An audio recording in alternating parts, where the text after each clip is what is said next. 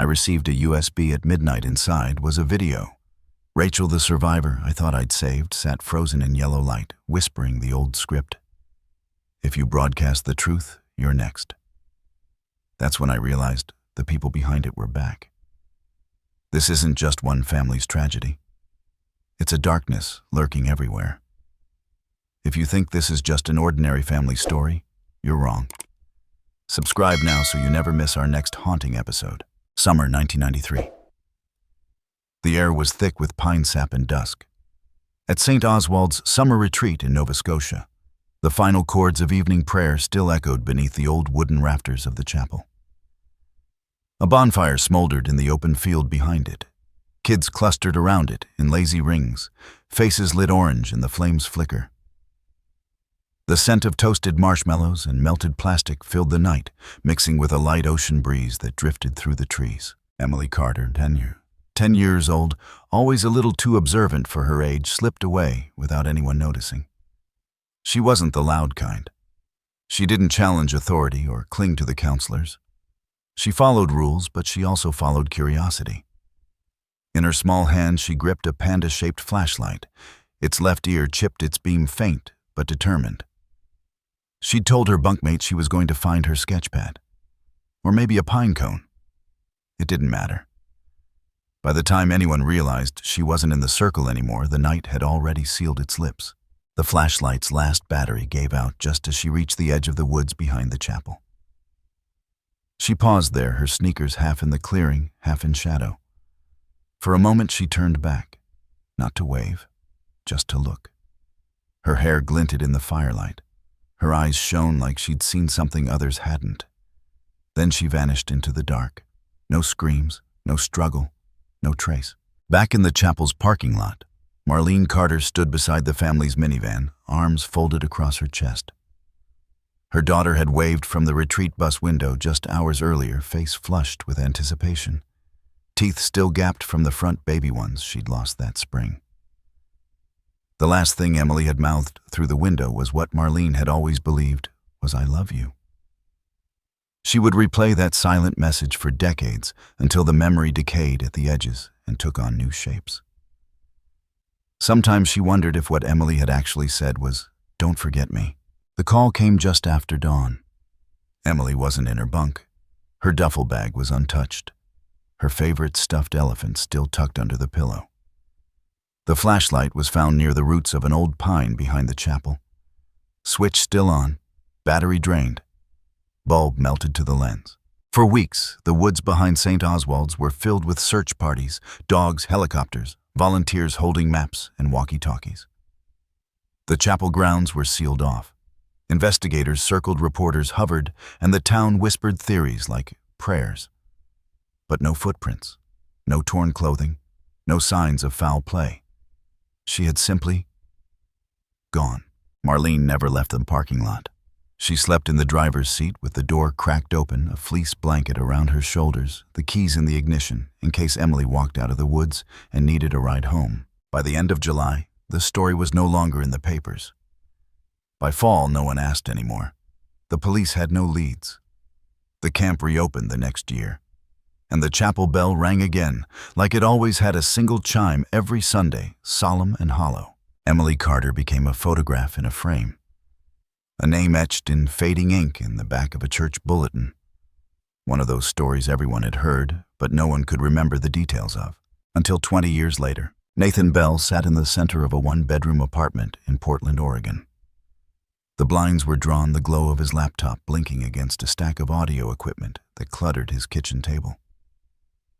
He was a podcaster by trade, teacher by origin, and story chaser by compulsion. Most people who tuned into his show Hollow Truths expected spooky legends or cold cases with dead ends. But Nathan never believed in dead ends. He believed in frayed ropes and missing links and voices trapped under years of silence. He had just finished recording a segment about a missing teenager from Arizona when the envelope arrived. No return address, no postage. Just his name typed in bold cut-and-paste block letters like something out of a ransom note. He stared at it for 3 days before opening it. Not out of fear, but out of instinct. because something about it felt deliberate, heavy in a way that had nothing to do with weight. Inside, folded twice, was a single piece of yellowing stationery, the kind that came from church guest books or retirement home desks.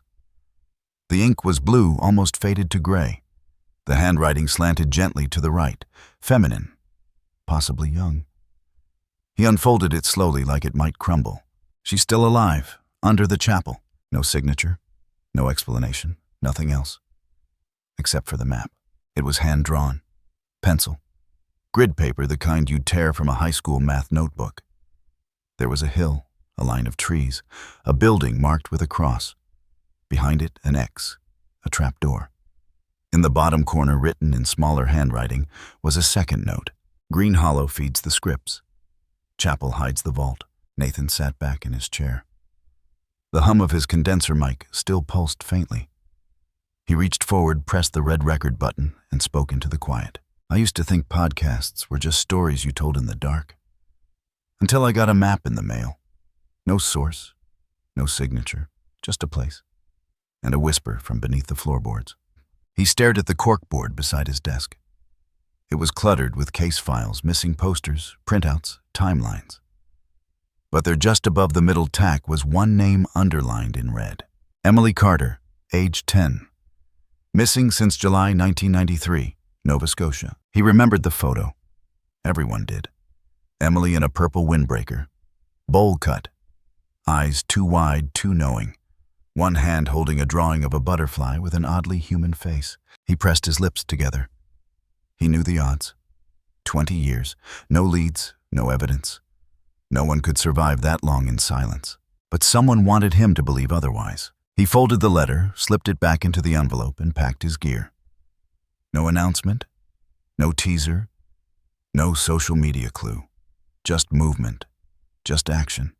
Just that feeling in his gut, that same quiet pull he'd followed when he walked away from teaching, from structure, from certainty. Nova Scotia was 5 hours by air, 2 hours by car, and 20 years too late.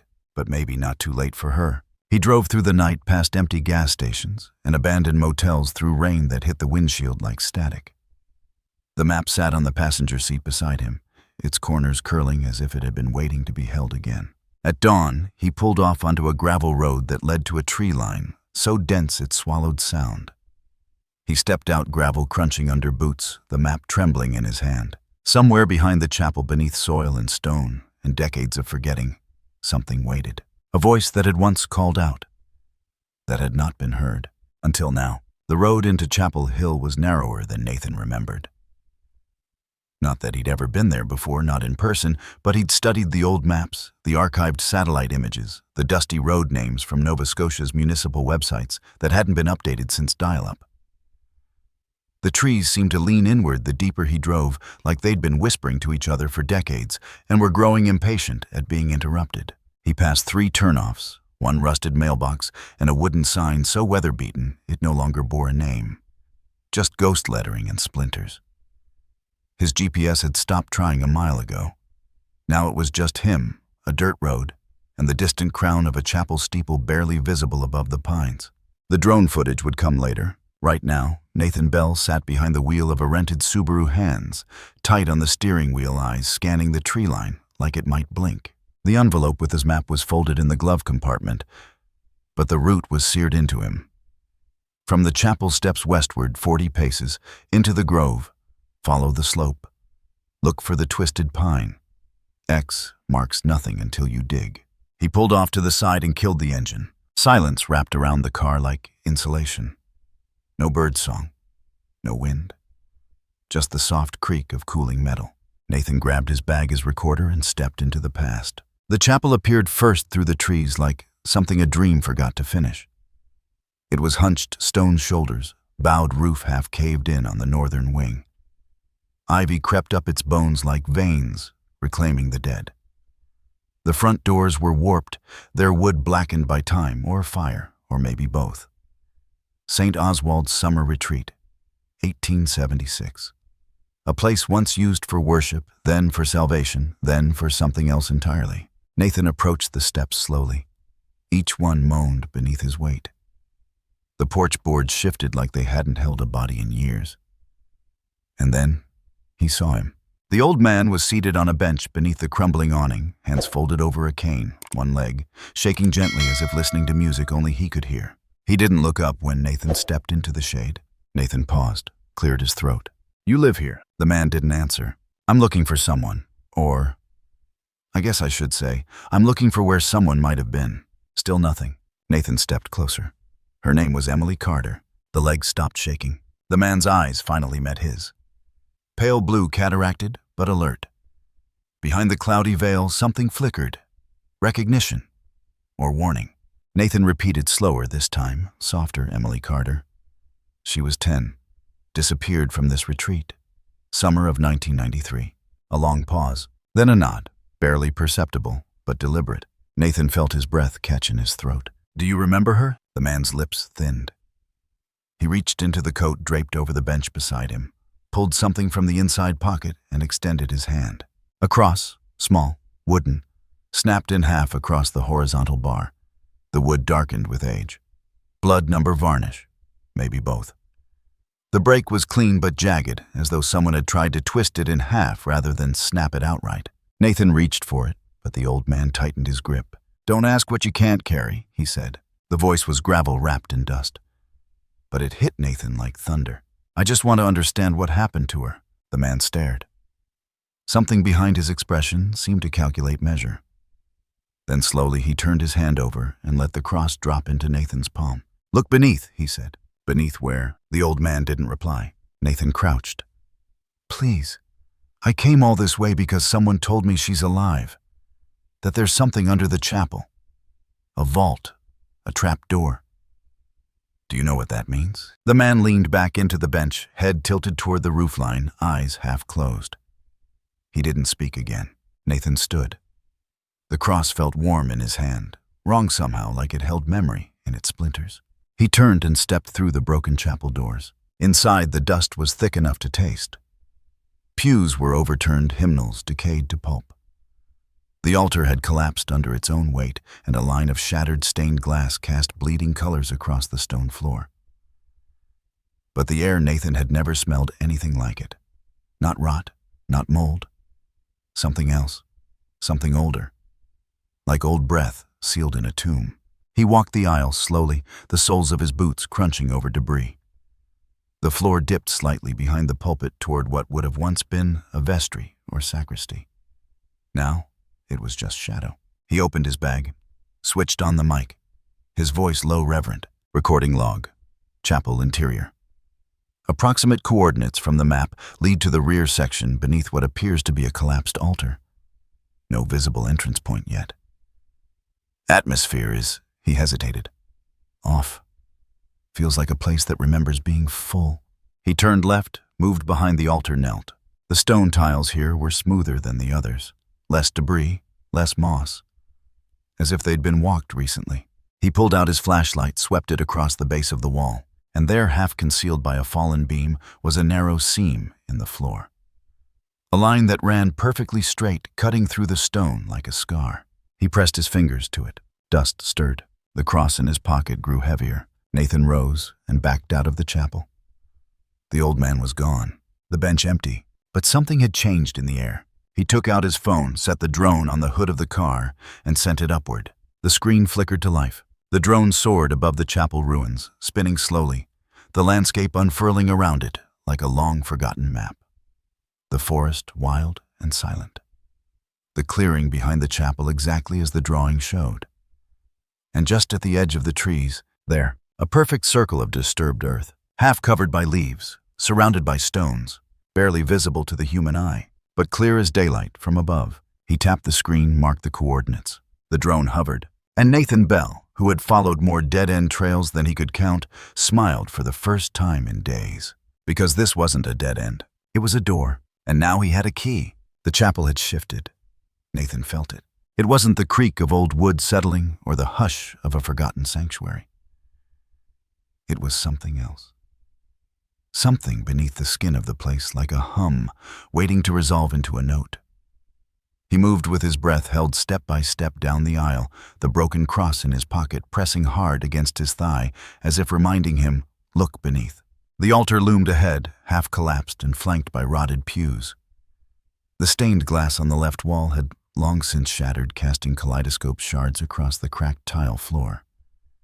He could still see the faint outline of a dove above the doorway wings, split by a fracture in the stone. Peace broken. He crouched behind the altar, brushing aside debris. The stonework here was subtly different, worn smoother than the rest, like it had been touched more often. Prayed over, or passed through. Nathan ran his hand along the floor, cold grit under his fingers. Then a gap, a line, straight and narrow, no wider than a pen etched into the stone. He leaned closer. The seam ran in a precise curve, forming a half-moon arc. A second arc mirrored it, forming a circle. It wasn't random. It was architectural. His flashlight caught something embedded at the seam's edge. A rusted loop, half covered by moss. He grabbed it, pulled. Nothing. He tried again, using his full weight, bracing one boot against the wall behind him. The loop groaned. The stone moved, just slightly. Enough! A low exhale of air hissed up from the floor as a panel of stone shifted and lifted, revealing a square opening into absolute blackness. A trapdoor no wider than a coffin lid, leading directly under the chapel. The air that escaped smelled of mold, dust, and something less definable, like the scent of forgotten intentions. Nathan flicked on his recorder, clicked the flashlight to full beam, and lowered himself into the dark. The steps were narrow, carved roughly into the stone spiral-shaped. They dropped fast and tight like the throat of something ancient. He counted them as he descended. 7, 10, 14. At step 17, his boots hit dirt. The light bounced wildly off the walls. They were not stone, not wood, but plaster smoothed in some areas, crumbling in others. He moved forward slowly, shining the beam in a wide arc until he saw it. A door, wooden, painted white. A brass doorknob tarnished by time. No lock. He turned it. The door opened with a sound that wasn't a creak, but a sigh. And there it was, a circular room, windowless, quiet. The flashlight cut across the walls. His breath hitched. The walls were covered in writing. Not paint, not marker, paper. Hundreds of sheets, each carefully taped, layered. Some curling at the corners, others ripped and yellowing. Each page held the same thing, handwritten lines. Not paragraphs, not letters, just phrases. Repeating, over and over. I am safe here. This is the quiet place. I'm not afraid. I'm pretending. I don't feel pain. I'm just acting. Princesses never cry. They only smile. If I believe it, it becomes true. I forget the name. I forget the name. I forget the name. Some were written in crayon. Others in pencil with shaky block letters. A few in adult cursive, but most were childlike, uneven, trailing off mid-sentence. Some lines were crossed out and rewritten again and again.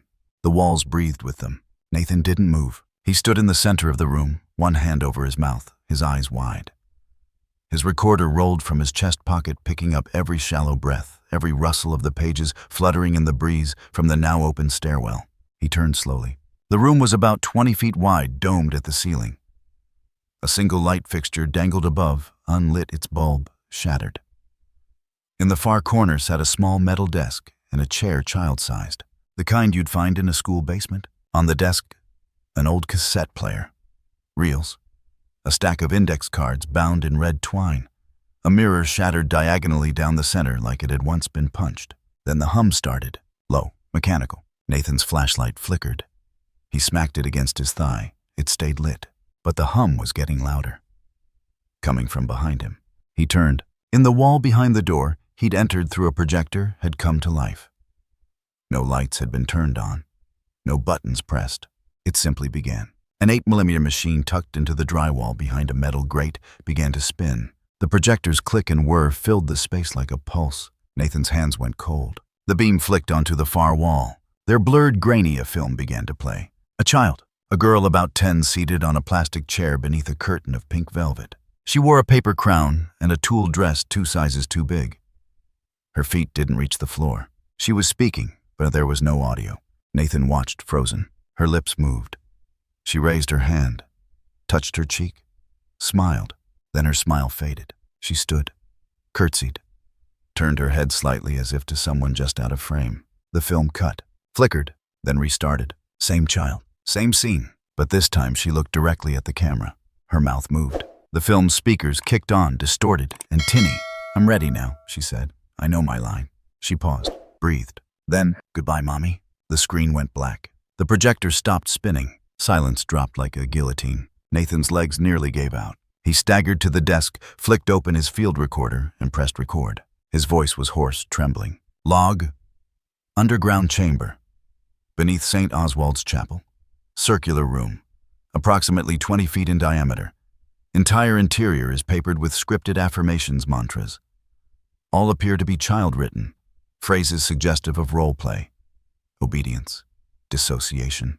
He paused, swallowing. Discovered film projector. Active.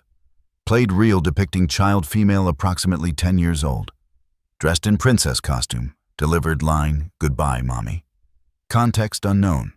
Suggests emotional scripting. Role imprinting. Possibly more. He turned off the recorder, stared at the mirror. Cracks ran across his own reflection, like the glass knew what kind of truth he was about to unearth, and what it would cost. Nathan moved slowly, heart still pounding from the film reel's final frame, the phrase "Goodbye, Mommy" etched into the hollow behind his ribs. The projector had gone silent, but the air buzzed with aftershock. This was no storage chamber, no accident of history. It had been designed, prepared, staged. A room not just to contain, but to shape. He swept his flashlight around the edges of the circular room again, more methodically now. Past the papered affirmations, past the cracked mirror, to a narrow recess in the back wall, almost an alcove shielded by a drooping black curtain thick with dust. He pushed it aside and stepped through. The beam of light landed on a pile of boxes stacked neatly absurdly, like someone had meant for them to be found. 3 were plastic commercial storage bins, lids cracked at the edges. 1 was a wooden chest with leather buckles, faded initials carved into the top, CHI. The last, a red milk crate lined with velvet fabric, the kind used for display, not protection. He knelt, unlatched the plastic bin on top, and peeled the lid back. The smell of mold hit first. Then a waft of something disturbingly sweet, like old perfume soaked into cloth. Inside were costumes. Dozens of them. Not theatrical quality, but manufactured cheap for repetition, bulk-ordered princess dresses, night tunics, tiaras, and satin gloves. Most of the fabric was torn at the hems, some pieces crusted at the collar or sleeve. He reached in and lifted one. A child-sized gown, pale pink tulle skirt, glittering letters stitched across the front in gold thread, Queen of Hearts. The tag inside had a number written in permanent marker, 07. He opened another bin. Inside were more disturbing pieces. Leather straps with Velcro ends, padded blindfolds, fabric cuffs, a plastic crown with what looked like teeth marks across one side. At the bottom, a stack of laminated headshots. Grainy, low resolution, each one showing a child, boys and girls between ages 6 and 12, posed in front of a blank backdrop. Most were unsmiling. Many had wide, vacant eyes. Each photo had a handwritten label. 7. Juliet, number 14. The Mute Knight, number 5. Little Sparrow, number 11. Silent Sister. Nathan's hands trembled as he flipped through them. The labels were coded. Not names. Not identities. Roles. Scripted. Assigned. And the kids had accepted them, or been made to. He opened the wooden chest next. The latch snapped with a tired pop, and the hinges squealed. Inside, more costumes, more props. A toy sword dulled at the tip. A feathered cape with dried blood along one edge. An old Polaroid camera still loaded. At the bottom of the chest, taped to the wood, was a spiral notebook. Red cover. Inside, scrawled notes in 2 different handwritings, one neat printed, the other messy cursive. Nathan skimmed. Juliet forgot her line again. Reinforcement needed. Night 14 displayed resistance, temporary mute state engaged. Possible deeper conditioning required. New subject arrived today. Asked where his mom was. Told to repeat, "Moms are stories." Page after page. The book wasn't a journal. It was a director's log. He sat back, eyes wide, the weight of it building in his chest like wet cement. This wasn't just exploitation. This was production, a ritual of breaking and reshaping. He opened the final container, the velvet-lined crate. Inside was only one thing, a manila envelope, worn, bent at the corners, the flap sealed with yellowed tape. Nathan peeled it open and slid the contents into his lap. Photos, dozens of them. Some Polaroids, some 4x6, most black and white. All clearly from the same setting, same curtain, same camera angle. Children again, some in costume, some not. He held one up to the flashlight. A girl in a tattered dress, head tilted. Number 33, written on her collarbone in black ink. Another, a boy in a knight's helm, the visor down. His hands were cuffed behind his back. Another, a child crouched in a corner, eyes red-rimmed, holding a sign that read, "I'm ready for scene 2." Then halfway through the stack, one photo slipped out and fluttered to the floor. Nathan bent down and picked it up, and froze. It was her, Emily Carter. Hair longer than in the newspaper photo, but unmistakable. Same chin, same eyes, a faint scar above her right eyebrow. She stood barefoot beside a boy about her age. Both wore numbered bracelets on their left wrists. Emily's said number 8. The boys said number 9. Behind them was the now familiar backdrop, a curtain of soft pink fabric pulled tight. They weren't smiling. They weren't crying. They were waiting. Nathan stared at the photo for a long time. Then, with shaking hands, he took out his laptop, connected to his mobile hotspot, and began searching. He started with broad terms: missing children, plus Nova Scotia, plus 1990s, plus religious camps. Then narrowed: disappearance plus unreported plus retreat centers. The articles were sparse. Some only paragraphs.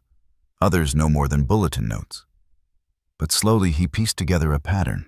Case 1, May 1991. Name Joseph Ellis, age 9. Last seen St. Michael's Restoration Camp. Status, believed to have left with relatives. No follow-up. No witness statements. Family denied ever arriving. Case 2, August 1994. Name Rebecca Shore, age 11. Last seen Chapel Creek Renewal Center. Status, assumed runaway. Filed by camp counselor. Parents not notified for 36 hours. Case 3, July 1996. Name Miguel Aranda, age 10. Last seen Shepherd's Cove Youth Healing Sanctuary. Status, custody confusion. Custody confirmed. Still missing. Each one linked to a retreat camp or religious program within 100 miles of St. Oswald's. Each child under 12. Each disappearance either dismissed, misreported, or silenced. And all during summer. The same time frame Emily had vanished. Nathan began cross-referencing camp staff, board members, funding partners.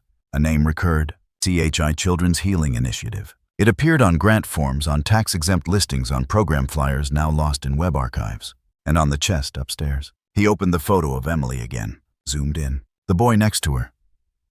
That scar on his cheek. He'd seen him before on the list of long-term missing from British Columbia. Lucas Pierce, age 9. Missing 1993. Never linked to Emily. Never linked to Chapel Hill. Until now. Nathan reached for his recorder fingers, steadying on the button. Log evidence confirms Emily Carter was not the only child brought here. Photos recovered depict multiple subjects, boys and girls numbered, costumed, positioned. At least one matches another missing persons report. Possible system of abduction under guise of religious programming. Cross-regional, he inhaled. Recovered materials suggest children were cast into roles labeled by number and name, trained to repeat scripted lines. Psychological conditioning evident. Records indicate attempts to suppress identity, rewrite memory, suppress language. Most damning presence of director logs labeled props and photographic evidence of Emily Carter alive during or after 1993. He paused, then added softly, "They didn't just steal them, they staged them." Behind him, a loose page fluttered to the floor from the wall. He turned, picked it up. In child's handwriting, faint pencil marks across wrinkled, lined paper. Scene 3, the goodbye game. She forgets. He forgets. They forget. No one leaves the stage. Nathan crumpled the page slowly and knew this wasn't just memory he was uncovering. It was a script still waiting for its next scene. The road to Green Hollow wasn't on any modern map. Nathan had to dig for it, pulling records from county archives, layering old logging routes with GPS overlays, until a broken path began to take shape, a Forest Service access trail that veered off the main road 10 miles east of Chapel Hill. The satellite view showed nothing but treetops, but the map from the envelope had included a crude sketch. 3 square structures, one long, one small, and the third marked with a black X. The place had a name once: Green Hollow Youth Center. a summer healing initiative co-sponsored by several religious nonprofits, including one linked to St. Oswald's. It had operated for less than 8 years before disappearing in a tangle of financial filings and a fire that was never officially reported. Most people didn't even remember it existed. But the paper trail said otherwise, and the trail was never cold to someone willing to bleed. By dusk, Nathan had reached the boundary line. His headlights swept across a rusted metal gate tangled in weeds and barbed wire, the letters GHYC barely visible through the rust. A padlock hung from the latch like a fossilized threat. He killed the engine. The forest pressed in around him like a breath being held. The gate wasn't the end. It was an invitation. He grabbed bolt cutters from the back of the rental car, hands already slick with sweat despite the chill. One clean snap, and the lock tumbled to the dirt like a broken tooth. He pushed the gate open. It screamed. The gravel path beyond was overgrown, strewn with pine needles, and leaves turned to mulch. The trees thickened fast, swallowing the sky. Only a sliver of moonlight filtered through as he followed the road on footgear, on his back flashlight in hand. 15 minutes in, he saw it. 3 buildings just as the map had promised. The main lodge, long and low, with rotted steps leading to a sagging porch. A smaller cabin to the right, windows, boarded roof, half collapsed. And behind both, partially hidden by a slope of moss-covered earth, a squat rectangular structure. Plain, functional. Cement-based wood siding painted a pale color that the night had nearly erased. Nathan approached the lodge first. Ivy wrapped the columns. The door was gone, hanging sideways inside the threshold, like it had tried to escape. The smell hit him as soon as he stepped in mold decay, and something more chemical underneath. Inside it looked like the ruins of a memory. Old bunk beds without mattresses, peeling paint. Children's names etched into the wall with sticks or broken crayons, Jaden, Mina, Luke. One phrase repeated in thick red marker on a support beam. I didn't forget. He moved to the back of the lodge, where a rusted desk sat under a broken window. Nothing on top. But underneath, wedged between floorboards, he found a torn page from a play script. Scene 5. The surrender. Child enters blindfolded. Counselor asks, "Do you remember what you were?" Child responds, "No. I only know what I'm told now." Counselor, "Then you're ready, child. I won't ask again." Nathan swallowed. The paper shook in his grip. He tucked it into his jacket and turned to the structure at the back, the one marked with the black X on the map. He had to shove open the door. Inside, it was colder than outside, and quieter. The air dead in that sealed way that only trauma can preserve. The flashlight swept the space-square room, 10 by 10. Walls painted a sickly pale pink. Floorboards stained and warped. A single child-sized plastic chair bolted to the center of the floor, but it was the far wall that stopped his breath. A camera, built directly into the drywall, recessed, cased in metal. There was no visible lens, just a dark circular eye staring back at him like it had never blinked. Nathan stepped closer. The pink wall beneath the camera was smeared faintly in places, as if someone had tried to scrub crayon or paint or blood away with water and failed. There was a table beside the chair. Metal legs, wood surface, clean except for a single beige folder. He opened it. The front cover was stamped, "Candidate number 11 beneath that transition phase. Don't ask again." The inside was a dossier. Black and white photos of a girl, maybe 9. Profile head on and eyes down. Notes beside each image in tight professional handwriting. Week 1, resistant. Week 2, compliant but cautious. Week 3, broke silence, asked about brother. Week 4, phrase, repetition engaged. Week 5, ready. Below that, an audio transcript. Counselor, do you know why you're here today, child? Because I talked. Counselor, and what do we say when we're scared, child? The quiet makes it go away. Counselor, do you believe that, child? Yes. Counselor, then sit, don't ask again. Nathan dropped the file back onto the table like it burned him. His recorder was already on. He spoke slowly, measured, like if he wasn't careful the words would cave in.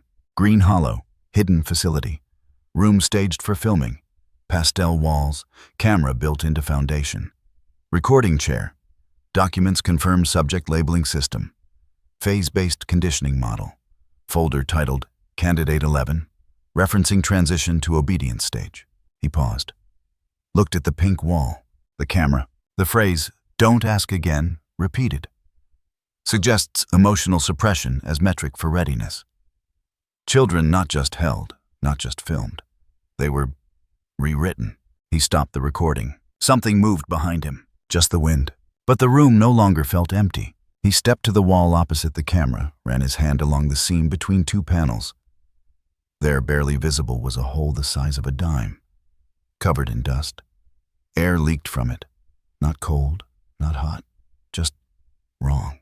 Nathan knelt, put his ear to the wall. Silence, then very faintly a sound. Not a voice, not even a word. Just breath, in and out, like something someone remembered how.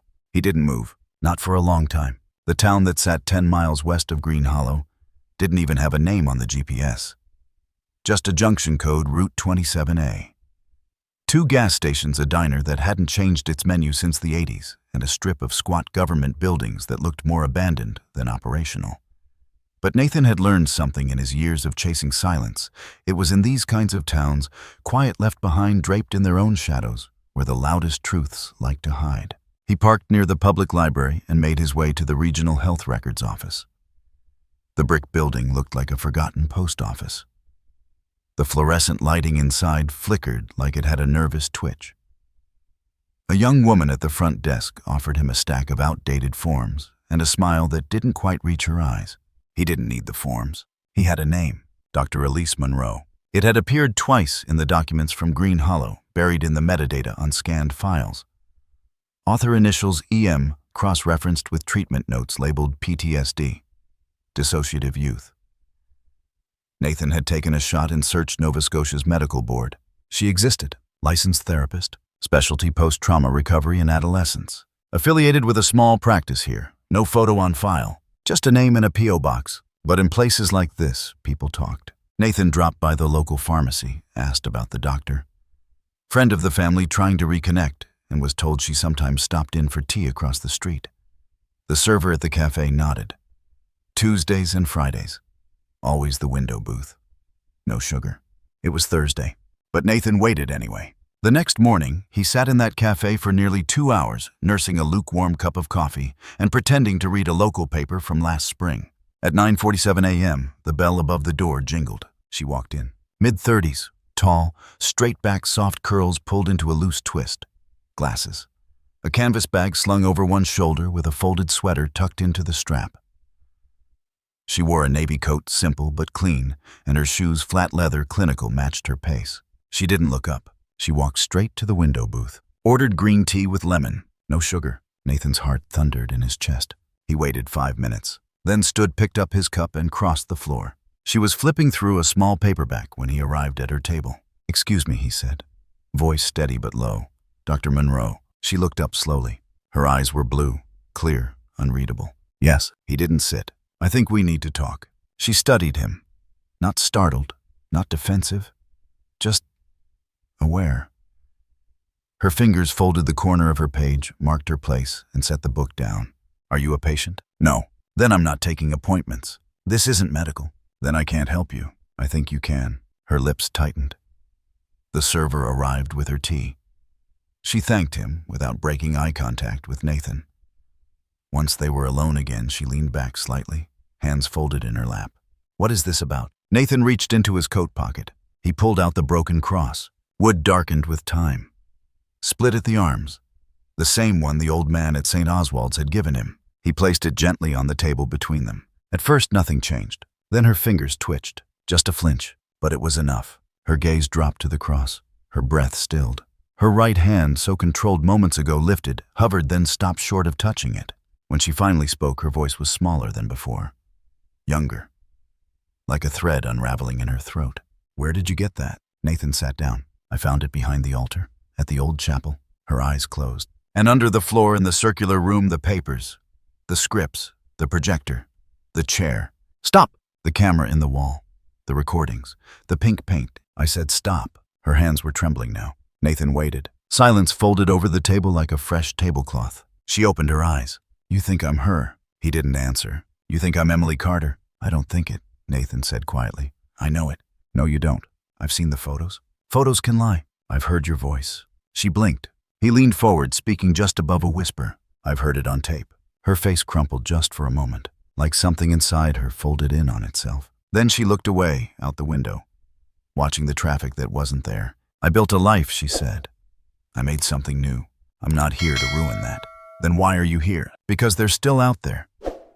And you're the only one who survived." She didn't answer. "They branded you Mem08, Nathan said. "The boy in the photo with you, No. 9, he went missing the same summer. Lucas Pierce. Does that name mean anything to you?" Tears welled in her eyes, but she didn't let them fall. "I don't remember." "Don't you?" "I made myself forget." "They made you forget." She shook her head slowly. "I was 9, she whispered. I used to count the cracks in the ceiling to stay sane. I'd pretend I was in a movie and that none of it was real. I gave myself other names. I forgot my mother's voice so it wouldn't hurt anymore.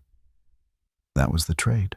You were a child. I was a role. You were taken. I was programmed." Her voice cracked on that last word. Nathan reached out not to touch her, but just to be closer. "They didn't win," he said. She looked at him, tired, stripped bare. "I don't know who I am without the scars." "You're the one who sent the map, aren't you?" She didn't deny it. "Why now?" She stared down at the cross. "Because I thought it was over," she said. "I thought when Green Hollow burned, it all went with it. But then I started hearing whispers. Other names, other camps, other children who never came home. And you thought that if I stayed quiet, I was complicit." Nathan nodded slowly. She finally picked up the cross, held it in both hands. "I used to wear one like this," she said, "before they took it from me. They said there was no God in scripts." He said nothing. "I don't want to be her again," she said. "I don't want to go back." "You don't have to. I can't be the story." "You're not. Then what am I?" He looked at her. "You're the voice that breaks the silence." She closed her eyes, held the cross against her chest, and this time she didn't flinch. They sat in silence for a long time. After that, Nathan and the woman he now knew for certain was Emily Carter. The teacup in front of her had gone cold. Her fingers pressed against its sides, not for warmth, but to keep them from shaking. Her eyes weren't on him. They drifted toward the window where sunlight flickered through the blinds in long pale bars. Outside, the town went on pretending nothing had ever happened. Inside, she let the dam break. "I remember the first time they said it," she began, voice steady low, like she was reading from somewhere deep inside herself. "We were sitting in the reflection room, that's what they called it. It was painted white. No mirrors, no windows. Just this little speaker in the corner that played ocean sounds. On a loop. It never stopped. Even when we slept." Nathan didn't interrupt. He sat perfectly still, his recorder resting on the bench beside him, blinking red. Emily glanced down at the wooden cross she still held in her hand, then continued, "The man, I never knew his name. He never gave one. He wore the same thing every day. Light gray sweater, white gloves. Clean, always clean. He smelled like lemon cleaner and plastic. He didn't yell. He didn't hit us. He didn't have to. He used words. Repetition." Her gaze hardened. He'd stand in the doorway and say, "If you believe it's real, it will hurt. But if you believe it's pretend, it goes away." She looked up at Nathan. "They made us believe our memories were optional. Like chapters in a book we could tear out if we stopped reading them." Nathan leaned in slightly. "You said they. It wasn't just one man." She shook her head. "There were always others. We never saw their faces. They stayed behind the cameras, behind the curtains. I think they paid to watch." Nathan's stomach turned. "Watch what?" Her voice flattened. "Scenes. That's what they called them. Emotional tableaus. That's the word they used, tableau. They gave us scripts, lines to memorize. Sometimes they let us improvise, but only if we were in the right role. If we strayed too far, they'd cut and reset the whole scene, like we were actors who'd ruined a take." She reached into her coat pocket and pulled out a small folded slip of paper. She hesitated, then slid it across the table to Nathan. He opened it. It was a single line written in careful cursive. The ink faded. "I don't feel pain. I'm just pretending. They made me write that," she said. 50 times. Every morning, before breakfast, Nathan exhaled through his nose, trying to contain the storm rising in his chest. "They taught us to smile when we were afraid. They trained us to look grateful when we were hurting. To say thank you when they erased another piece of us." Nathan folded the paper gently and returned it to her. "What about the camera?" Emily's eyes narrowed as if she were seeing it again. There was always a camera. It was part of the room, built into the wall. You didn't speak to it. You performed for it. That's how you earned meals. Sleep. A blanket. She touched the rim of her cup. I was candidate 08. My first role was the grieving daughter. They paired me with an older boy, numbered 11, I think. He had to pretend to be my brother who died in a fire. They made me cry over an empty bed for hours. They gave me a fake letter to read. Goodbye, Mommy. I'm sorry I wasn't enough. That was the climax of the scene. Nathan blinked. I found that on film, he said. In the chamber under the chapel. She nodded, unsurprised. It was one of the earliest recordings. They used it as a baseline. A baseline for what? To see how fast a child could be broken? The words dropped like lead between them. Nathan clenched his jaw. You were 9, he whispered. I turned 10 in the pink room, she replied. They gave me a cupcake, 1 candle. I was told to blow it out and say my new name. What was the name? Isla. Her voice cracked. She swallowed. They never let me be Emily again after that. Nathan watched her for a long moment. But you are, he said. You're here. You survived. Her lips curled not into a smile, but something almost as fragile. They didn't kill me, she said. That was their mercy. I performed well enough. I obeyed. So I got transferred. To where? Another facility. Cleaner, quieter. No cameras, or at least not visible ones. It was more like a boarding school. They said I was progressing, that I had earned a new life. They erased my records, made up parents, enrolled me in therapy. That's when the name Elise Monroe was created. Her hand touched her chest over her heart. I became the girl who survived a house fire and didn't remember her past. And I believed it. For a while. I believed it because it was better than remembering what I came from. Nathan leaned forward, his voice like a thread. So why now? Emily's eyes didn't leave his. Because a year ago, she said I was driving home from work, and I put on this podcast, Hollow Truths. Some episode about a missing boy in Colorado. I liked the way you talked. It wasn't about scandal. You just wanted to find the truth. She exhaled. Then you did a piece on Emily Carter. You talked about the chapel, the flashlight, her mother. You said her smile looked like a question nobody ever answered. Nathan swallowed hard. I remember saying that. I pulled the car over, Emily said. I cried for 20 minutes because it was like someone had knocked on the door I spent 2 decades trying to wallpaper shut. She looked down at the cross in her hands. I wrote the letter that night, drew the map from memory, marked the chamber, the curtain room, the slope behind the chapel. And you sent it to me. She nodded. I didn't sign it. I couldn't. I was still scared, still conditioned. But I hoped, if you found it, if you followed it, maybe you'd see her again. The girl who got left behind. Nathan's throat tightened. I did, he whispered. I found her. Emily closed her eyes. When she opened them again, they were wet but clear. I don't want revenge, she said. I want the silence to end. I want the ones still out there to know it wasn't their fault. That they're not broken. That they weren't weak. They were children. We all were. Nathan reached for the recorder, pressed stop. No more documentation. This moment didn't belong to the podcast. It belonged to her. The road was darker than Nathan remembered. Maybe because now he wasn't driving alone. Emily sat in the passenger seat, eyes fixed on the line of trees racing past. Her hands curled into fists in her lap. The cross lay between them, wrapped in a cloth napkin from the diner. They didn't speak much during the drive. Words felt too thin, too fragile. The only thing heavier than what Emily remembered was what Nathan now knew. Just outside the old lumber marker where the road became forest, she told him to pull over. We walk from here. He nodded, turned off the headlights, and stepped out. The cold hit hard. The wind moved through the trees like something restless was whispering just out of hearing range. Emily moved fast, almost like she didn't want to give herself time to think. She led him down a deer trail over a small embankment, past a stream gone stagnant with fallen leaves. Then, without warning, she stopped. Her flashlight flicked upward, illuminating a ridge of earth pressed against the hillside. There, almost invisible in the roots of a leaning oak, was a metal door, rusted embedded in the ground like a buried lie. It was under the boys' cabin, she said. They said it was storage. but only certain kids ever went down there. Nathan reached for the handle. Emily stopped him. "I'll go first." She pulled the hatch.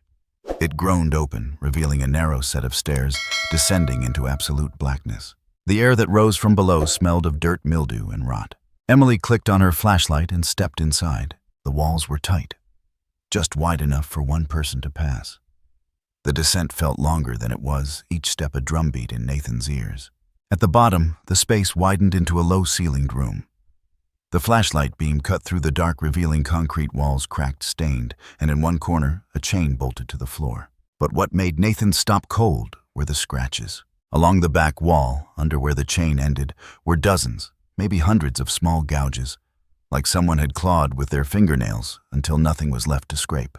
Emily walked to the wall. She touched one of the grooves with the tips of her fingers. "I made this one," she said softly. "Day 6. I remember because my nail cracked, and I thought, if I bleed, maybe they'll stop." Nathan's voice was dry. "Did they?" She shook her head. "They filmed it." He didn't speak. She turned toward him. "I didn't bring you here for sympathy. I brought you here because I left something behind. I buried it." She knelt in the far corner of the room, peeled away loose stones, and dug with both hands. After a minute, she pulled out a tin lunchbox, rusted shut. Inside were Polaroids, a folded cloth, a name tag, and something wrapped in a plastic bag. She handed it to Nathan. He opened it slowly. Inside was a microcassette, labeled in red ink, Scene 0, Prep. Nathan's breath caught. "I stole it," she said. "One of the handlers dropped it during a reset. I kept it hidden. I never listened to it. I couldn't." Nathan pocketed it carefully. "They kept more upstairs," she continued. "I heard them once late at night, talking about backups. Something about off-site storage and roof faults. It didn't make sense then, but I think it was literal." Nathan looked at her. "You think they're in the ceiling?" She nodded. "Green Hollow isn't done telling its story. We just have to be willing to climb into its mouth." They waited until nightfall. The return to Green Hollow felt different this time, like a second act beginning with the audience gone. But the lights still warm. Nathan parked further from the gate, hidden under a canopy of dead branches. They moved quickly, the flashlights off, letting the moon guide them. Inside the facility, the air was even colder. The rot more pronounced. The silence more wrong. They went straight for the back structure, the small room with the pink-painted walls and the bolted chair. Nathan boosted Emily up to the rafters, where she ran her fingers along the moldy wood until she found a metal plate, small, square, nearly seamless with the ceiling. She pried it open. Inside 4 reels. Old 8mm film, labeled in typewriter font. Candidate 07, The Surrender Game. Candidate 11, Letting Go. Composite scene, family simulation. Alpha control footage, unmarked. Nathan took them, careful not to smudge or damage the reels. They had what they came for. But as they turned to leave, a sound cracked through the stillness. Footsteps. Fast, heavy, not animal, human. Emily grabbed Nathan's arm, yanking him backward into the corner as a figure appeared in the doorway. Tall, wearing a long gray robe. Hood pulled tight. A white porcelain mask covered the face, smooth, featureless, except for eye holes and a slash of a painted red smile. Nathan's breath froze. The figure stepped forward, slow, deliberate. Then, without warning, it screamed. The role is not finished. The voice was deep, distorted by the mask, but something in it, a cadence, a rhythm, felt practiced, theatrical. It lunged. Nathan shoved Emily toward the side wall. They ran, ducking low bolts and splinters raining from the ceiling as the figure crashed into the space they'd just occupied, down the hallway, through the collapsed door, into the trees. Branches whipped their faces, roots caught their feet. Behind them, the figure screamed again. Scene 5 begins now. They didn't stop, didn't look back. Not until the car was in sight, the engine roaring to life, as Nathan peeled out in reversed tires, spitting gravel like bullets. Inside the car, both of them were panting. Nathan looked over. Emily's hand clutched the cloth-wrapped reels to her chest. Her eyes were wide, but not afraid, resolute. "They're still watching," she said, "still performing." Nathan gripped the wheel. Then it's time someone turned the cameras around. The reels sat on Nathan's hotel desk like artifacts from another world, coiled celluloid ghosts, holding voices no one was ever meant to hear again. The footage couldn't be viewed yet, not safely. He'd need a converter, a digital encoder, someone who wouldn't ask questions. But there was something else gnawing at him now. Something deeper than the films, more dangerous than the man in the porcelain mask. The infrastructure. Someone, no many someones, had built this, and it hadn't collapsed. Not completely. Emily sat across from him, her laptop open, eyes scanning line after line of incorporation records, charity registrations, and shell companies. Her fingers moved fast, but her jaw was locked tight. "There's no mention of Chapel Hill," she said. "No mention of St. Oswald's or Green Hollow?" "Not directly." But Nathan asked.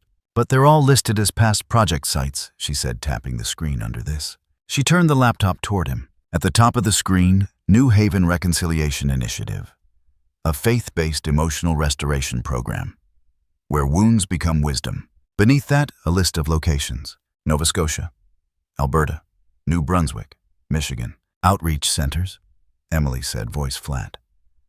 "They use the language of healing to hide what they're really doing." Nathan leaned forward. The website was clean, professional. Smiling children, sun-drenched forests, testimonial quotes that read like they were written by an AI trained on therapy brochures. But the board of directors included a familiar name: Counselor Emeritus Jonah E. Wells. Nathan read aloud. Emily nodded. "He was the one with the gloves," she said. "The man from the reflection room." Nathan's hands curled into fists. The site listed grant sponsors, donation pipelines, federal partnerships.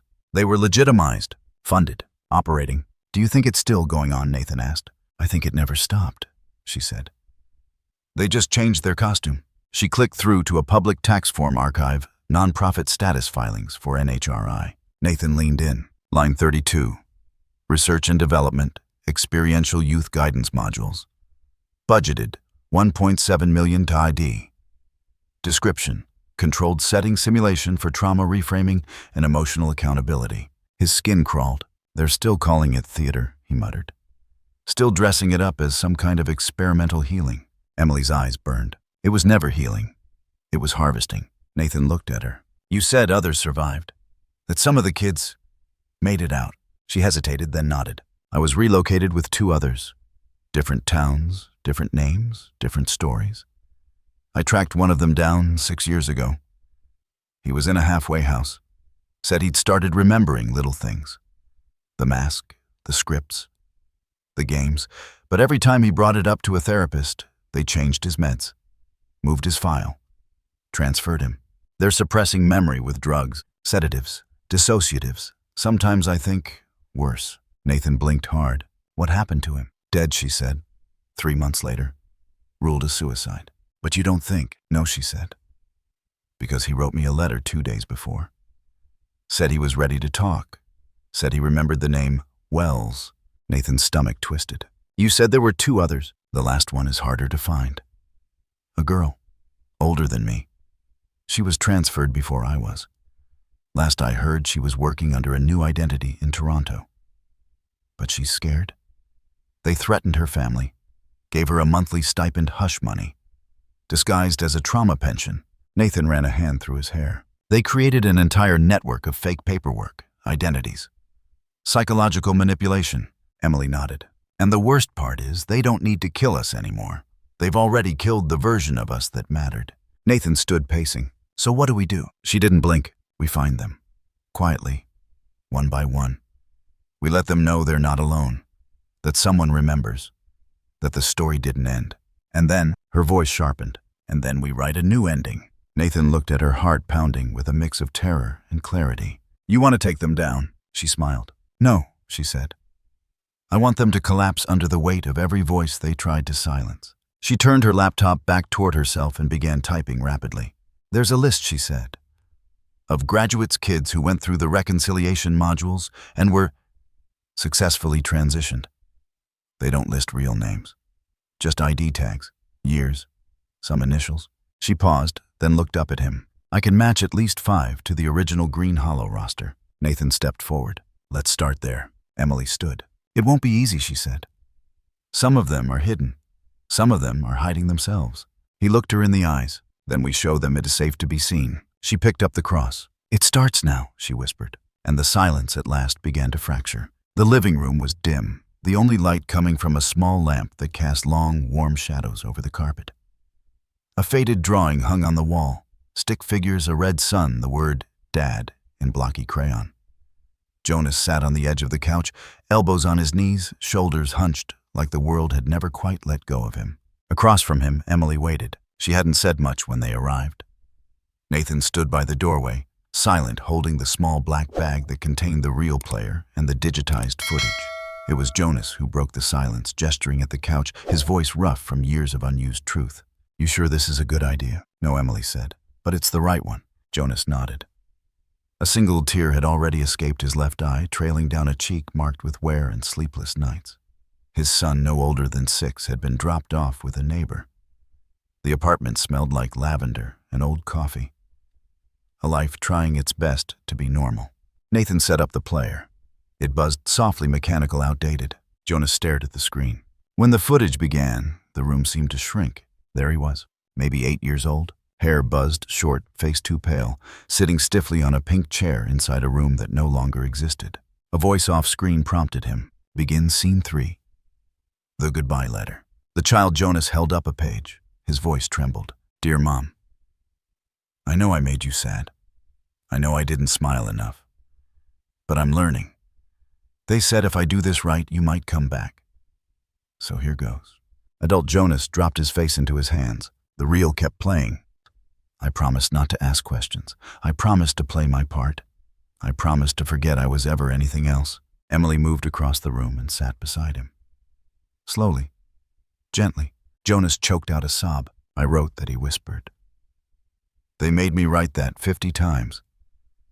I thought maybe if I said it right enough, someone would come." Emily put her arm around his shoulder.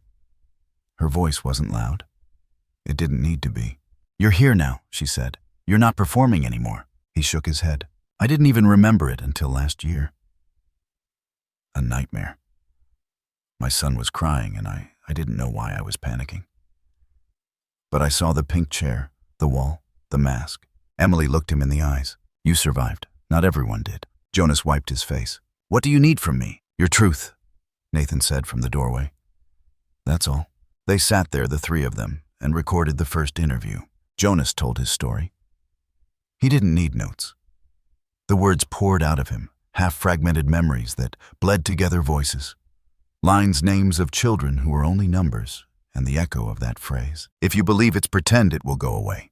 It hadn't gone away, but it was no longer pretend. After the interview, Jonas opened an old box from his closet. Inside were things he didn't remember keeping: a name tag with a faded J7, a laminated card with a prayer that wasn't quite Christian, and a Polaroid of him and 2 other children sitting on a bench wearing identical uniforms. Emily studied it. "This is proof," she said, "even if they call it a lie." They left that night with copies of the photo, the testimony, and Jonas's signed consent to go public. One by one they found the others. Some were too afraid. Some were medicated into silence. But some enough were ready. Ready to speak. Ready to fight. Nathan digitized the reels. Emily compiled the interviews. Together they organized documents, dates, fragments of burned ledgers and shredded files. They built timelines, mapped the connections, created a dossier no one could ignore, and then they sent it to Claudia Reyes, an investigative journalist with a reputation for digging deep, never backing down and surviving 2 assassination attempts in the 2000s when she exposed a multinational trafficking network tied to diplomatic immunity. Emily trusted her, because once years ago, Claudia had shown up at a child's funeral with a camera, not to take photos, but to ask the parents what justice should sound like. She received the package by hand. Nathan and Emily met her in a rented cabin far from any cell tower, far from any eye. Claudia opened the box, saw the tapes, heard the audio, read the letters, and then she said 4 words neither of them had dared to hope for: "I believe you both." And just like that, the darkness began to tremble. It was late when the envelope arrived. No postage, no return address, just a single word written in marker across the front: Nathan. He found it tucked under the windshield wiper of his rental car outside the safe house. Emily was upstairs sorting through more scanned documents. The air was cold. Still. Too still. Nathan looked left, then right. No movement. No sound but the gentle click of power lines swaying in the wind. He opened the envelope. Inside was a USB stick. No note, no explanation. Nathan went inside and plugged it into his laptop. The screen went black for a full 8 seconds. Then a room appeared. Yellow light, flickering, artificial. A girl sat in the middle of the frame.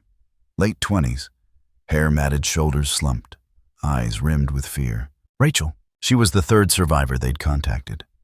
She'd given them a name, a prayer card, a piece of a script she'd been forced to memorize. She'd laughed through tears when she told Emily, "I always thought it was a dream, a nightmare that never ended."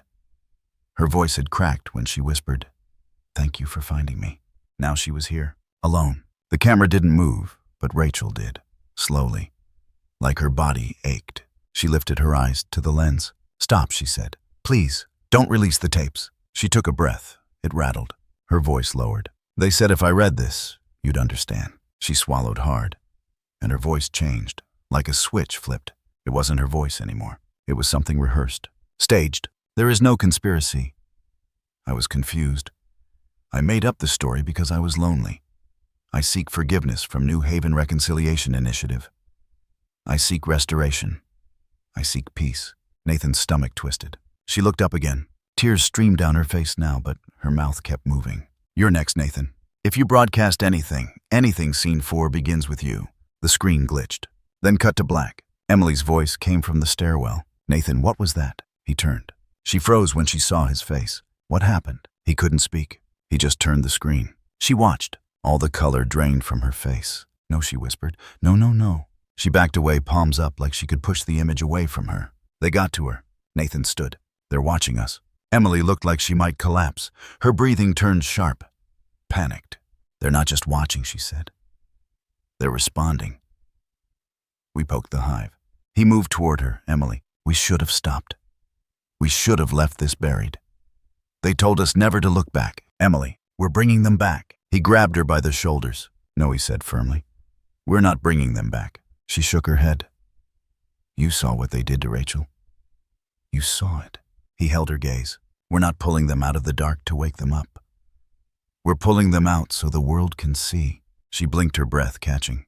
"We're not dragging them toward us," Nathan said. "We're dragging them into the light." Emily stared at him, silent. Then after a moment, she spoke, quiet, raw. "Do you think she's still alive?" Nathan didn't answer. Not right away. Then, "Yes," he said. "Because she fought this far. Because she wanted to speak. And because they had to force her not to." Emily nodded slowly. "We keep going." Nathan nodded too. No matter what, the headquarters of New Haven Reconciliation Initiative rose out of the city's business district like a citadel of glass and steel. Cameras glinted from every corner.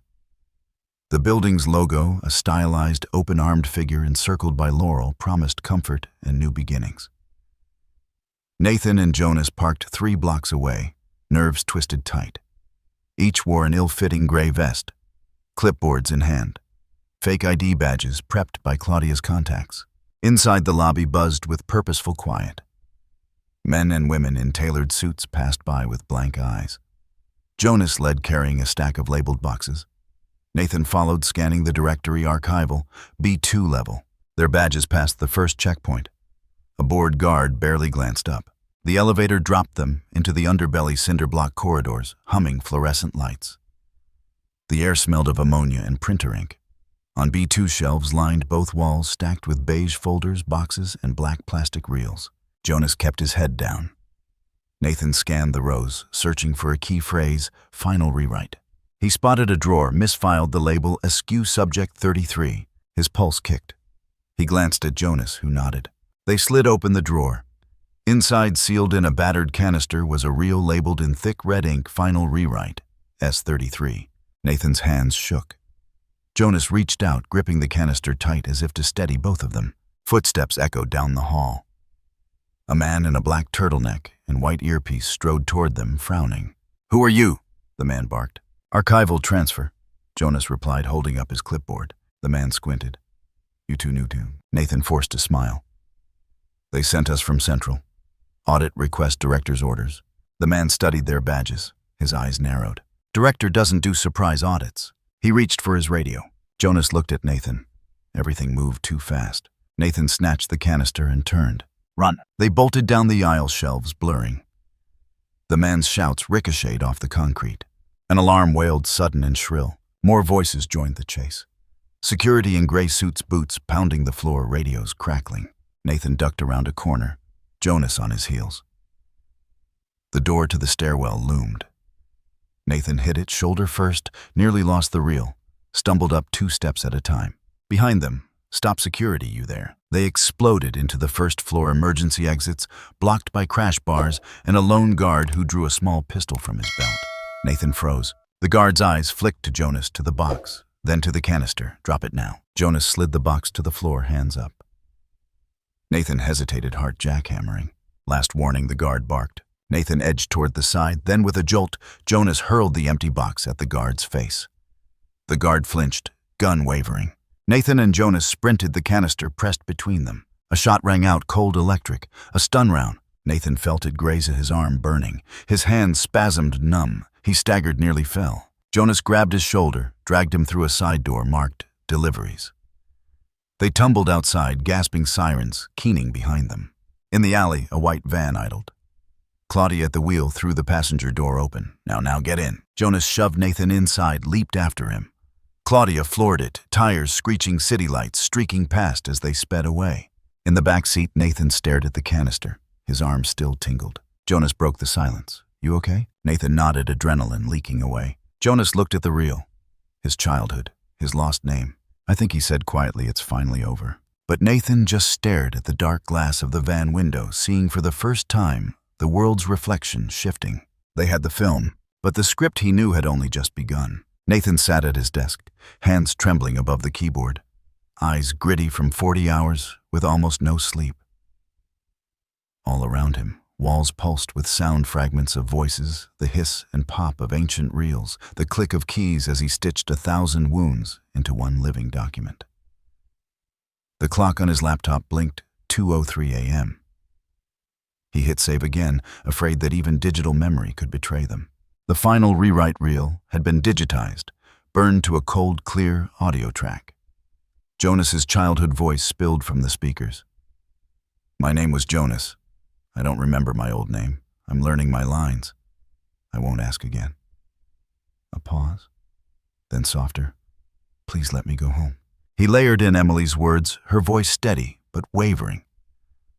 "They said if I believed hard enough, it wouldn't hurt. But pretending didn't save us. Telling the truth might." And Rachel, her testimony before the yellow room, before the USB was last.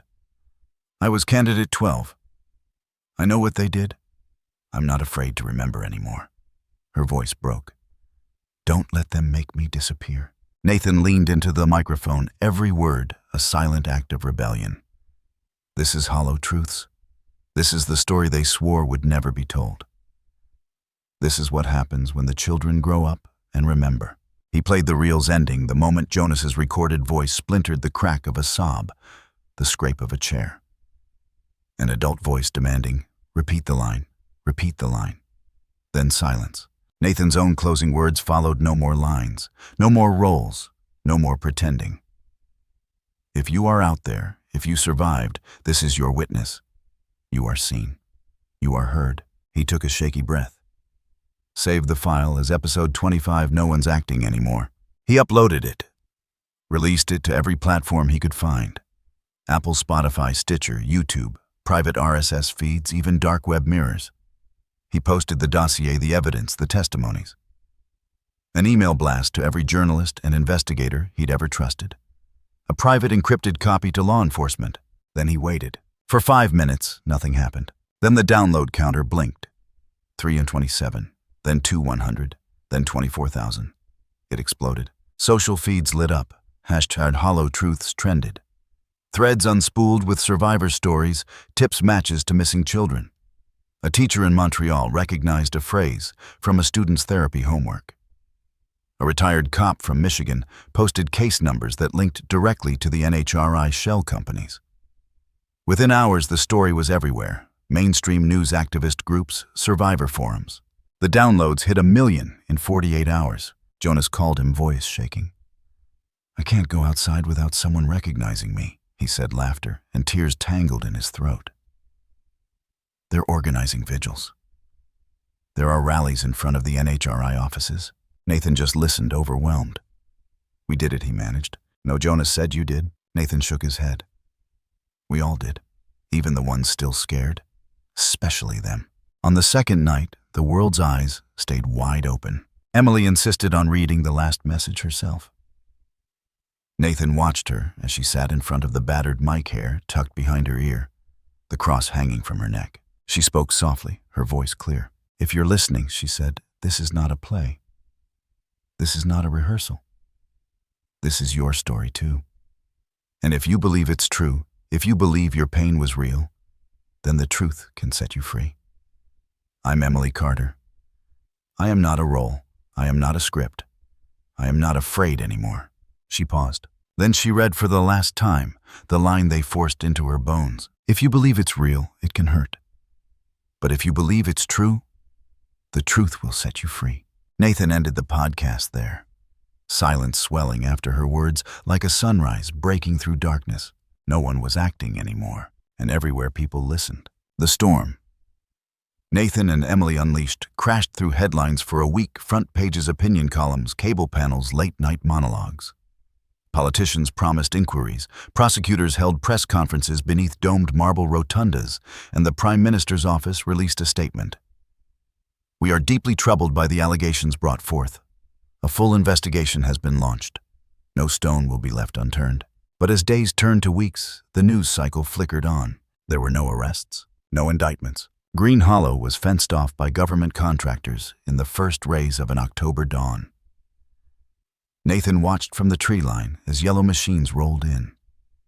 The pink-walled room, once filled with echoes and terrified breath, was bulldozed in a single morning. Workmen in white suits rolled new paint over the concrete, erasing scratches and claw marks with casual, practiced efficiency. A drone circled above, documenting hazard abatement. Later, Emily would see the video silent, sped up, no sound but the wind. When it was done, not a trace remained. The world was left with a blank field, a story everyone knew, but no one wanted to touch. For a while, Nathan couldn't sleep. His podcast inbox overflowed with thank you notes, desperate pleas, and messages from parents still searching for missing children. But nothing changed in the halls of power. The faces behind the curtain, those who choreographed the scripts, melted back into the comfort of non-disclosure agreements and polished conference tables. But the survivors, those the world called victims, had already begun rewriting their own stories. Emily stood outside a new building just 2 blocks from the town square beneath a simple wooden sign, unscripted. Center for Trauma Recovery and Truth-Telling. She held a set of keys in one hand, a bouquet of wildflowers in the other. She'd spent weeks gathering donations, applying for grants, connecting with survivors and their families. The rooms inside were painted in bright living colors. There were shelves of blank journals, walls lined with storybooks, and photographs, children grinning, arms linked, unmasked. Her first session filled the building with laughter and tears. She led a group of 5, Jonas Rachel free. Now her hair chopped short, smile unguarded, 2 other survivors, and a boy whose scars were fresh. Emily's voice was gentle, guiding. Write anything, she told them. Draw what you wish. Tell the story you needed to hear. They did. Some stories were angry, some hopeful. Most were unfinished. At night, Emily walked the empty halls, her fingers tracing the letters of the sign at the door. She was no longer Candidate 8. She was herself, and the story was finally hers to shape. Nathan, too, kept working. He recorded a new season this time, not about missing children, but about those who came home. Each episode opened with a different voice, survivors, counselors, parents, teachers, friends. Nathan's own voice, softer now, ended each recording with the same line. "We are not what was done to us. We are what we choose to do next." His inbox filled again, this time with hope. Former victims reached out. A survivor in Vancouver, a teacher in Maine, a retired detective in Halifax. Listeners shared their own unscripted stories, moments when the world tried to write them into silence, and they found a way to speak back. One evening, Nathan visited Unscripted. He sat in on a writing circle, notebook, open pen in hand. Emily led the group, her eyes bright, her smile real. Jonas read aloud a poem his son had written. "My dad is a lighthouse. When it's dark, he tells the truth, so I'm not scared." Rachel worked with a girl who'd just come out of foster care, helping her turn nightmares into fairy tales. Afterward, Nathan walked Emily to her car. They stood beneath the streetlight, the world humming with late summer crickets. "Are you disappointed?" Emily asked, her voice low. "No one's in jail." "Not one." Nathan shook his head. "I wanted justice," he said. "But maybe this is what justice really looks like. Not a trial, not a headline. Just healing. Light." Emily squeezed his hand. "We're not their script anymore," she said. He smiled. "And we never will be again." As they parted ways, Nathan glanced back at the center, its windows glowing in the dusk, laughter echoing faintly from inside. He took a deep breath. He pressed record on his phone. This is Hollow Truths. Season 2. The story isn't over, but the performance is. Here's to the survivors. Here's to what comes after. Here's to a world where the truth is enough. He hit send. The night settled, and the story at last belonged to those who'd lived it. The sky was still blushing gold when the first of them arrived. Emily stood at the door of Unscripted, watching familiar faces emerge from cars and city buses, some older, some worn by years, all carrying something in their hands that trembled ever so slightly. It was the first reunion of Green Hollow's children, though none of them had been children for a long time. Jonas came first, his son clutching his hand, and in his other hand, a battered toy sword, its paint faded, its blade dull. Rachel followed, a scarf looped twice around her wrist, once her blindfold, in a game that never should have been played. Others filed in some faces.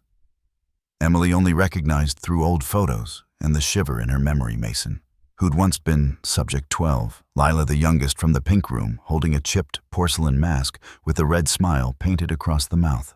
No one spoke at first, but the silence was warm.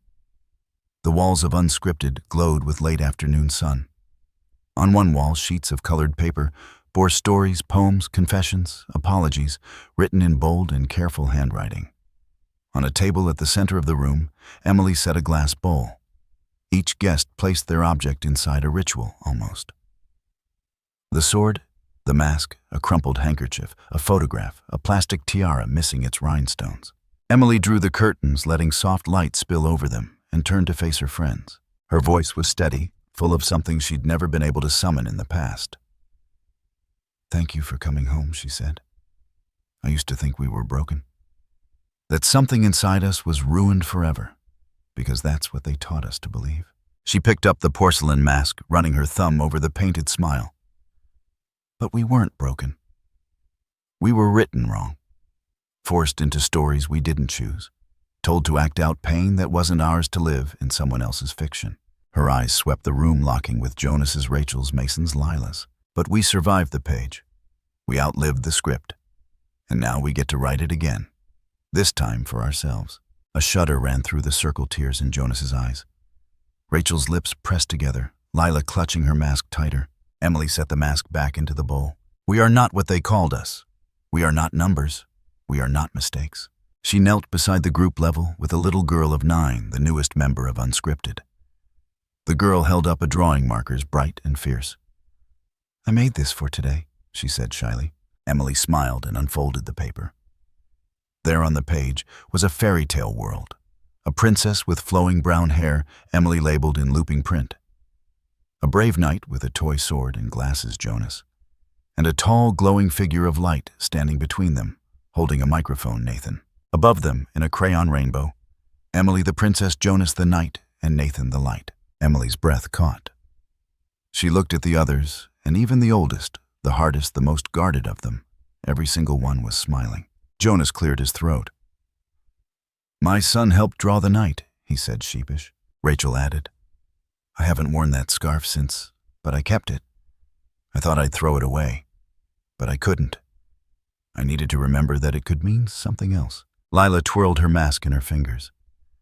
"They made me wear this when I was scared. Now I want to paint a new smile." The group gathered around the table.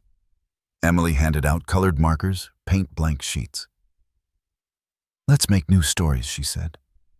"Let's write the ones we wanted, not the ones they gave us." People wrote. They laughed. Some wept. They swapped memories, named old fears, told each other things no courtroom or investigation could ever reach. The nicknames they whispered in the dark, the secret codes scrawled under bunks, the songs they sang to drown out the noise. Jonas's son sat next to the little girl, adding a blue shield to the night in the picture. Rachel drew a window with sunlight pouring in. Lila painted the porcelain mask with pink hearts and blue stars. At the close of the evening, Emily gathered everyone into a loose circle. She spoke softly, but every word was heard. Whatever they did to us, they didn't finish the story. We did. Every day we wake up, every time we love, every word we choose for ourselves, we're writing a new script. One where no one is erased and every child finds their way home. Outside, the sky faded to deep indigo. But inside, unscripted, the room shone with something brighter. A truth born from ruin, made whole by those who chose to come back and begin again. And in the center, the glass bowl of old objects glittered, broken, beautiful, and absolutely theirs. Nathan's office was quiet except for the sound of the kettle hissing and the faint hum of street noise below his window. He sat at his desk, a mug cooling beside his elbow, sifting through messages, a daily ritual that had grown into something almost holy. His bulletin board was no longer a collage of conspiracy and hope, but a living archive envelopes taped in overlapping layers. Polaroids and sketches, postcards from every corner of the country. Faces that had been lost, names that had been erased. Voices returned to him. He picked up an envelope, the latest to arrive. No return address, just careful handwriting, blue ink pressing deep into the paper. I was at Cedar Run Camp, 1995. I remember the script. I still remember. Nathan exhaled long and slow. The world outside kept moving, but inside the quiet room, the words seemed to ring with their own gravity. He read on. I thought I'd forgotten until I heard your show. I heard Emily's voice, Jonas's laugh. The phrase, if you believe it's pretend it won't hurt, never left me. It followed me into adulthood, into parenthood, into the part of me that always felt too silent to speak. But now maybe it's time. Thank you for not letting us vanish. He set the letter at the center of his board, pinning it between a pastel drawing from a child in Maine and a faded photograph from a woman in Calgary. His eyes swept the board. There were dozens now, hundreds even. Each note a fragment of a larger story, a testament that the echoes had found their way home. The podcast mic sat silent, but Nathan wasn't. He recorded a message for his next episode, voice low and reverent. There are some wounds that never close, but silence isn't one of them. The voices you hear in these episodes belong to those who survived, not just their captors, but the script itself. For every letter, every call, every message that finds its way here, know this. You were never invisible. You were never forgotten. If you still remember, you are not alone. As dusk fell, Nathan shut off his computer and stood by the window. The city lights flickered on. He could see the glow of unscripted sign across the square, its windows spilling gold into the dark. Inside, unscripted, Emily was finishing her day. She moved through the old building, past the mural of painted stars and the hallway filled with laughter, and paused at the door to the room that had once been a performance chamber. She gripped the knob heart, thudding. She stepped inside. Gone were the pastel walls, the bolted chair, the echo of forced lines. Now sunbeams filtered through curtains, onto easels, paint jars, boxes of colored pencils.